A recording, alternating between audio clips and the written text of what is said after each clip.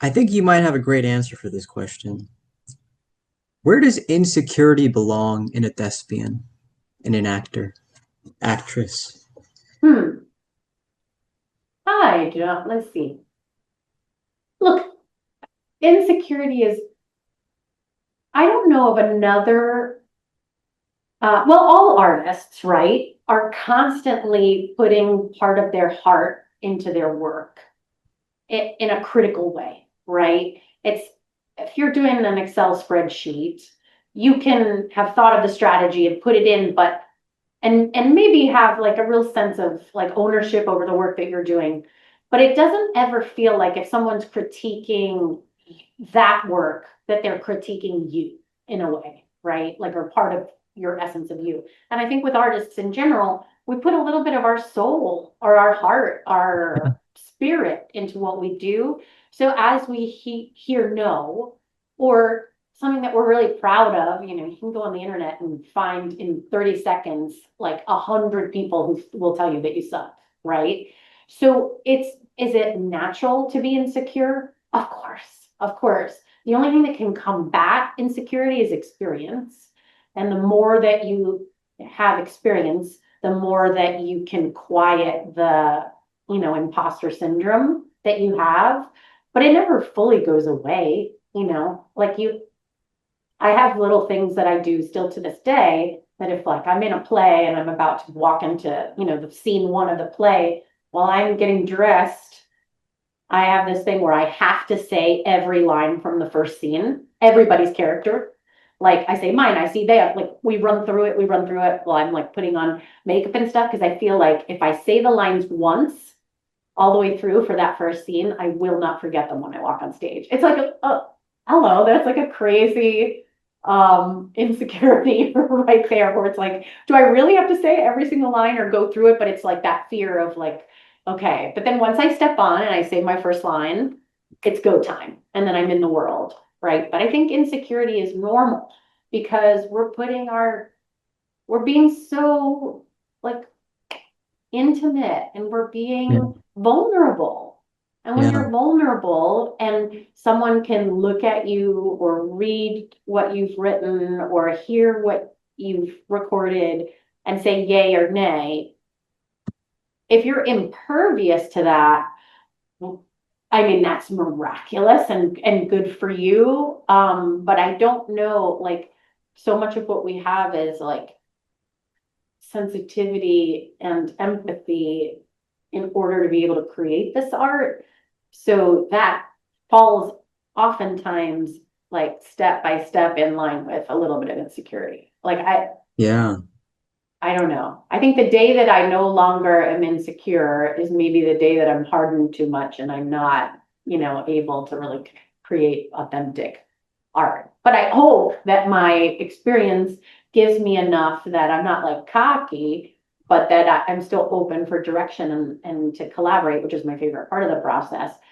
But it doesn't like paralyze me. Like Yeah. I don't know if Thank you that's for an saying answer that. that was helpful, No, but it was because something I've been thinking about is maybe losing insecurity is a mistake. And another thing I realized in the past year is that you can't let insecurities stop you. And if anything, they should help you contribute to whatever you're creating. yeah, So and it's thanks for saying that. inspirational. Like honestly, very much respect your cold outreach to say like, hey, you don't know me from Adam. I'm doing this podcast. I love an ask. That puts like you put yourself out there, and I could have been like, A, I could have ignored you. B, I could have been rude or something, or like I'm not. But it's hard for anybody to say, hey, I want to learn this subject matter, and you are somebody I really respect, and can I take you to coffee for 15 minutes? And most people are going to say no, right? But you Yeah. don't care about the no's. Those are the people you weren't supposed to talk to.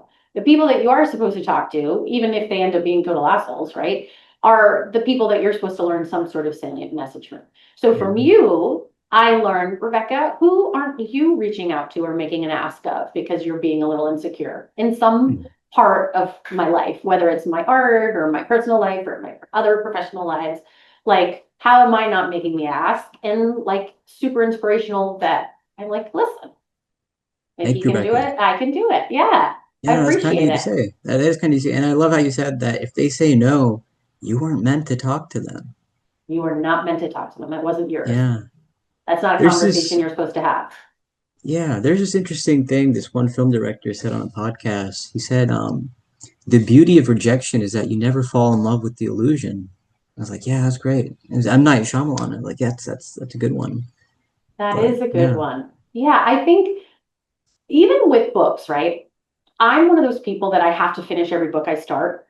I know there are people that are bored, and I no judgment on that. And it's because I am of the mind that if I get the book's 500 pages and I'm reading and reading and I'm not loving it, but there's a sentiment or a sentence, just like you said, on the last page that really, for whatever reason, is resonating with me. You know, it could have nothing to do with the plot of the book or whatever, but it's just something that really resonated with me. I think, haha, this sentence right here has made me reflect for whatever reason it made me reflect. That's the reason I read this book. okay. Or it could be this person has described the character as having gold flecked eyes 900 times. My lesson is, Rebecca, if you ever put pen to paper, gold flecked eyes is not the way to, like, there's some Mm, lesson in yeah, everything, right? There's yes, some, or there's a character that I can like file away as somebody that I might try to put a voice to. Like there's something that I can learn from everything, whether it's a good lesson, a bad lesson, something that's inspirational or cautionary, you know?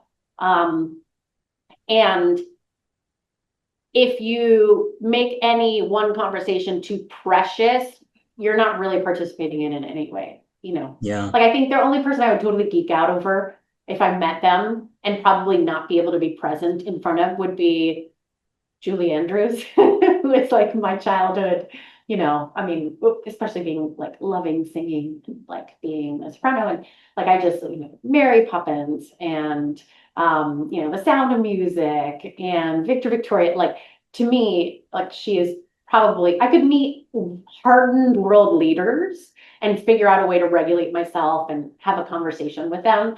But I think with her, I'd probably be like, oh my God, I love this.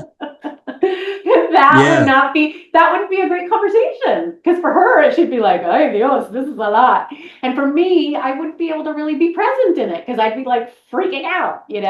yeah, So yeah, yeah, like I don't know, it's like anything in this world, like the more you can kind of like try to be listening, truly listening to the person you're with, that's how you can learn from it and grow. yeah. Beautiful.